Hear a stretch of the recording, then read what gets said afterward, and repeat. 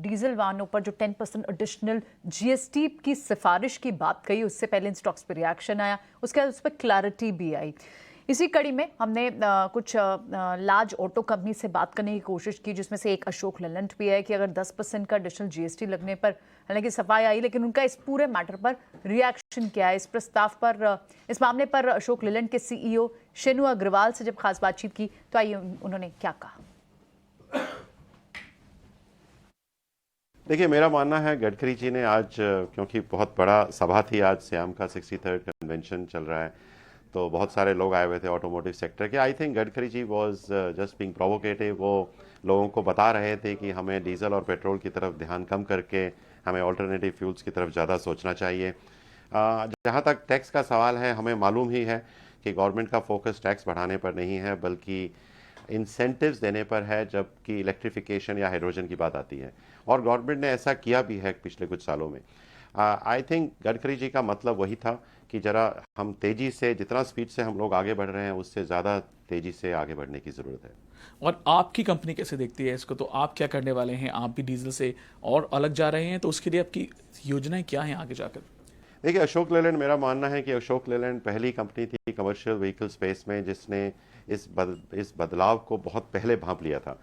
10 साल पहले मुझे याद है कि हमने पहली ऑल्टरनेटिव फ्यूल या हाइब्रिड एक बस बनाई थी, जिसका प्रोटोटाइप अभी हमने अपनी 75वीं वर्षगांठ के एग्जीबिशन में भी रखा था।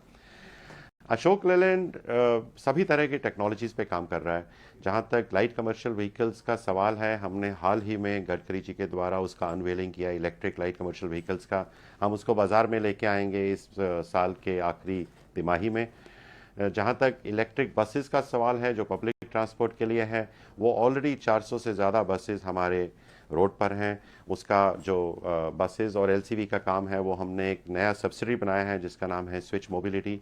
तो स्विच ब्रांड के अंदर वो मार्केट में है।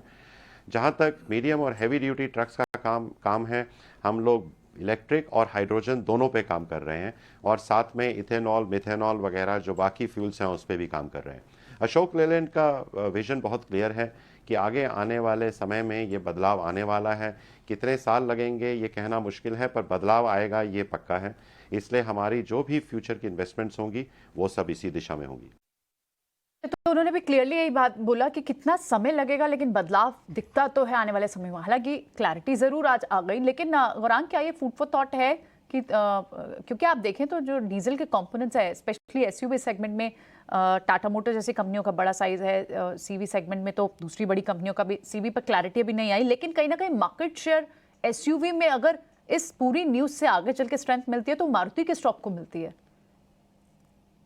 तो प्रियंका, हमारी खरीदारी की राय अशोक लेलैंड, टाटा मोटर, मारुति, एम&एम ये सभी पर है। और ये जो टिप्पणियां माननीय मंत्री जी श्रीमान नितिन गडकरी जी ने की है, ये कुछ पहलुओं को ध्यान में रख करके की है, पर्यावरण को, प्रदूषण को ध्यान में रखते हुए किया है। लेकिन वास्तविकता ये भी है प्रियंका के almost 70% of transportation of goods का माध्यम है रोड ट्रांसपोर्ट, और वहां पर ट्रकें चलती हैं, और ट्रकें चलती है डीजल इंजन पर, ट्रैक्टर चलते हैं डीजल पर, पंप, वाटर पंप्स जो होते हैं वो भी डीजल पर चलते हैं।